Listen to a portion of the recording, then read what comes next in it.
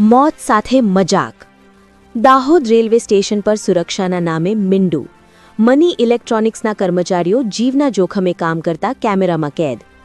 દાહોદથી એક એવા દ્રશ્યો સામે આવ્યા છે જે જોઈને તમારા રૂવાડા ઊભા થઈ જશે. રેલવે સ્ટેશન જેવી સંવેદનશીલ જગ્યાએ જ્યાં હજારો ટ્રેનોની અવરજવર હોય છે ત્યાં સેફટી વગર કામ કરતા ઇલેક્ટ્રિક વર્કરો કામ કરતા જોવા મળી રહ્યા છે અને ત્યાં મની ઇલેક્ટ્રોનિક્સ એજન્સી દ્વારા ઘોર બેદરકારી દાખવવામાં આવી રહી છે. જુઓ આ દ્રશ્યો. આ કર્મચારીઓ પાસે નથી હેલ્મેટ, નથી સેફટી બેલ્ટ કે નથી કોઈ સુરક્ષાના સાધનો. સવાલ એ થાય છે કે શું મની ઇલેક્ટ્રોનિક્સ માટે કર્મચારીઓના જીવની કોઈ કિંમત નથી? જો કોઈ અકસ્માત સર્જાય તો તેનો જવાબદાર કોણ?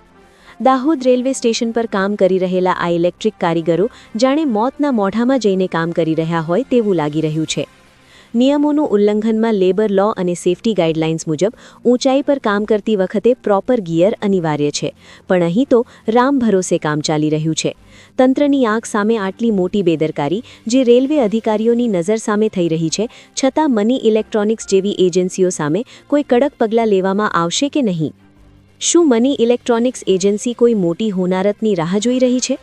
રેલવેના જવાબદાર અધિકારીઓ આ ખુલ્લેઆમ થતી બેદરકારી કેમ જોઈ શકતા નથી?